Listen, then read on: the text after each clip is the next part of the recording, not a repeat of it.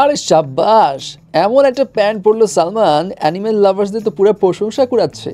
আর এদিকে উর্বশী তো একদম ভুল জায়গায় ভুল গেট আপ নিয়ে হলো হাজির। আরে আরে আরে, একই ছাদের নিচে অমিতাভ অ্যান্ড রেখাও।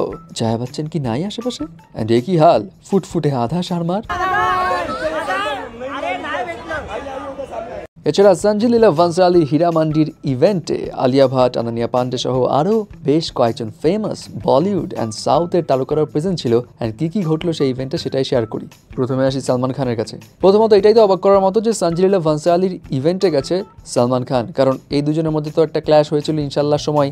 ক্রিয়েটিভ ডিফারেন্সের কারণে সালমান খান ইনশাল্লাহ মুভি ছাড়ার পর সঞ্জয় লীলা জানিয়েছিল সে সালমানকে নিয়ে জীবনেও আর মুভি বানাবে না। বাট এখন তো মনে হচ্ছে তাদের মধ্যে সব ঠিকঠাক, কারণ সালমান যেহেতু গেছে সো এটাই তো ধরে নেওয়া যায়। তবে সালমানের এই যে প্যান্টটা পড়েছে না, এই প্যান্টটা অ্যানিমি লাভার্সদের খুব নজর কেটেছে, কারণ এই প্যান্টটা হচ্ছে ড্রাগন বল জি পপুলার এই অ্যানিমি পেইন্টেড প্যান্ট। এখন সালমানের যে কি হয়েছে, ইদানিং খুব আজিব প্যান্ট পরে বেড়াচ্ছে, বাট মানায় সালমানকে। অ্যান্ড বাই দ্য ওয়ে, এখানে সালমান খান ছাড়াও ইনশাল্লাহ মুভির যে হিরোইন মানে আলিয়া ভাট, সেও কিন্তু এসেছিল। তবে সে এসেছিল তার মা এবং তার শাশুড়ির সঙ্গে।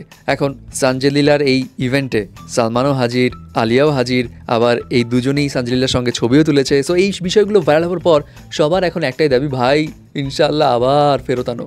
আর এই যে আনানিয়া পান্ডে, তাকে কিন্তু এই লেহেঙ্গাতে হেভি লাগছে, বাট বেচারি এই প্যাপারাজিতে জ্বালায় বেশিক্ষণ ছবি তুলতেই পারলো না।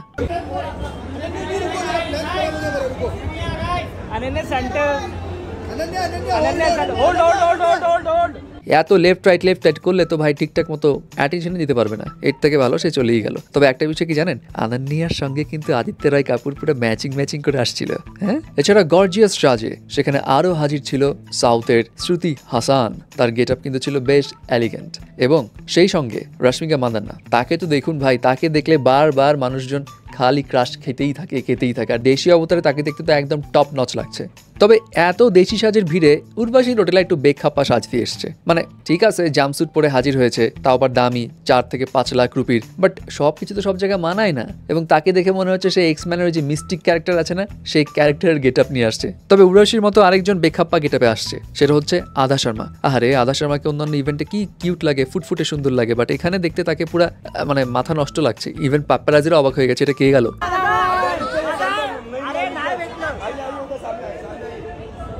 আরে বাপরে, সুশান্তের এক্স গার্লফ্রেন্ড রিয়া চক্রবর্তীও আছে দেখছি। তাকে তো খুব বেশি, যাই হোক, শাড়ি পরে হাজির হয়েছে ভালো কথা, বাট তাকে না এখনো মানুষজন একসেপ্ট করতেই পারছে না। মানে তাকে দেখলে মানুষজনের যেন গা জ্বালা করে উঠে। What ever it is, sari পরে তো হাজির হয়েছিল ভূমি পেদনেকারও, বাট ভূমি পেদনেকার বোধহয় শাড়ি সামলাতে খুব বেশি পটু না। ওই সবসময় তার পিছে একজন লেগেই আছে তার শাড়ি ধরে হাঁটার জন্য, যেটা একটু অদ্ভুত ছিল এবং পাবলিকটা বিষয়টা একদমই অ্যাপ্রিসিয়েট করেনি। বাট এই সব কিছুর মাঝে ফেসে গেছে ঋত্বিকের এক্স গার্লফ্রেন্ড সুজান খান। সেও ওয়েস্টার্নে আসছিল, কিন্তু হাওয়ার ঝোঁকা এসে তার কাপুরকে ফুরফুর করে উড়িয়ে দিচ্ছিল। ইস, বেচারি আর এখানে থাকতেই পারলো না। ছবি তোলা বাদ দাও, আগে তো নিজের কাপড় সামলাই, চলো কেটে পড়ি এখান থেকে। ও হো, অমিতাভ বচ্চনের কথা তো বলতে ভুলেই গেছি। সেই ইভেন্টে অমিতাভ বচ্চন এসেছিল, আবার রেখাও কিন্তু এসেছিল, তাও আবার একই ছাদের নিচে। এবং জয়া বচ্চন কিন্তু প্রেজেন্ট ছিল না। তাই বলি কি তাদের মধ্যে এখন জয়া বচ্চন নাই তো কি হয়েছে, জয়া বচ্চনের ছেলে অভিষেক তো আছে। সো একা ছাড়বে না জয়া বচ্চন, চিন্তা নেই। সো ভিউয়ার্স, সালমান খানের প্যান্ট, উর্বশীর গেট আপ, এসব কিছু নিয়ে আপনার কি মতামত? আর আপনার কাছে কি মনে হয় সঞ্জয় লীলা ভান্সালীর সঙ্গে সালমান কি সব ঠিকঠাক করে ইনশাল্লাহ মুভিটা আবার ফেরত আনবে?